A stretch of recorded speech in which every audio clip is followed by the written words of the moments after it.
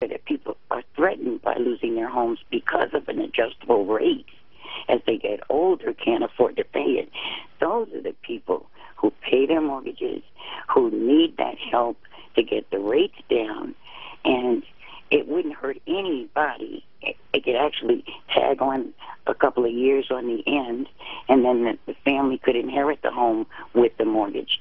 But the fact is, everybody's going at the bleeding instead of the cause of the bleeding. And the cause of the bleeding here is adjustable rate mortgages. Thanks, Arlene.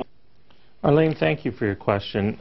You know, I don't blame the president so much for the type of mortgage that people picked. I am critical of the president in that I believe that his lack of attention to the mortgage crisis is one of his biggest failures as president. I think he's done a lot of things right. I'm a Democrat. I'll end up supporting him in the re-election. But I think it's the #1 failure of the Obama administration not to come to grips with this crisis. Now, I want to tell you a story that happened because it sort of it epitomizes everything that's going on in the discussion that we've had this morning. There was a lady in Stockton, California, part of my district, who she said she was 80 years old. She came to one of my workout seminars. She started crying, and then she stood up and started telling her story. She was home at night watching Jeopardy, and someone called on the phone and offered her a $250,000 mortgage, a loan, and they said, "Wouldn't you like to go visit your children? Do your children live with you?" She said, "No, they live in Florida." They said, here's what you can do. The payments will only be, I think it was $280 a month. Well, anyone who's ever paid a mortgage knows that's out of whack. That was a teaser rate for 6 months. That's the adjustable kind of thing that you were talking about. And after about 6 months, that rate adjusted, and it was the new rate was $1,280 a month. Her Social Security check that she had been living on was $980 a month. Within another 6 months, they were foreclosing on her house. And as she told this story, she says, "Congressman, I was defrauded out of my home. Yeah, I should have known better, but I'm 80, and they kept talking about me wanting to go and visit my family, and I thought, you know, I should probably do that." The reality is that there are a lot of folks, they're not very sophisticated, they're good, hardworking Americans, they worked throughout their lives, they had their home paid off, and people talked them into something they should have never been talked into. Next up is Atlanta. Frank, Independent. Good morning. Good morning. I love the USA, and my question is, what's the difference between the people borrowing money for mortgages that they can't pay back and the government borrowing trillions of dollars that they know that they can't pay back? Well, I agree with you, sir. I love our country as well. I wouldn't have put so much into running for office in the state legislature, my local town councils, or here in Congress if I didn't.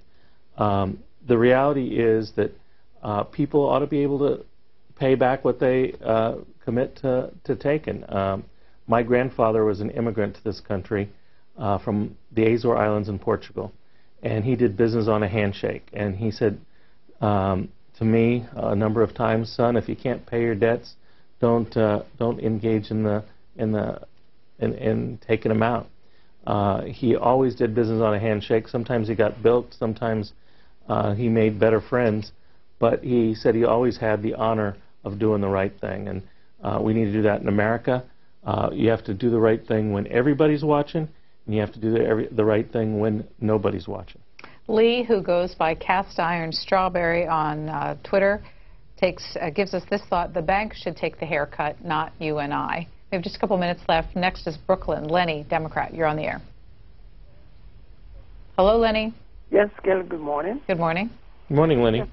Yes, good morning, sir. I have a mortgage with Citibank since 1985. And the balance of my mortgage is just about $8,446. And I applied for a home improvement loan from the same bank that I'm paying them. I'm presently paying them $1,371.32 per month. And the mortgage that I'm requesting is a home improvement mortgage. would be, my monthly payment would be around $700. And Citibank is giving me the hardest time to get a loan, which I'll be paying them less money per month. They want this, I must send them all different kind of documentation. And I said to the guy, but you have my record. I'm with you since '85. I've never missed a monthly payment. And if I can pay you $1,371, why can't I pay you half the amount per month now? Well, sir, I got to tell you, based on my knowledge of real estate, if you've got the same mortgage since 1985, you've only got 5 years left on that loan. You should be able to have enough equity to go out and get a third-party lender to give you a new mortgage, pay off the old one. You don't need a home improvement loan if you don't want. You can just take out a new mortgage, pay the old one off, do it for a 7-year period or a 10-year period, pay it off quickly and get a lower interest rate. And I think you'd be much better off doing that. I think there's better deals out there for you, and I'd go out and talk to a legitimate mortgage broker and see if you can't get yourself a better deal.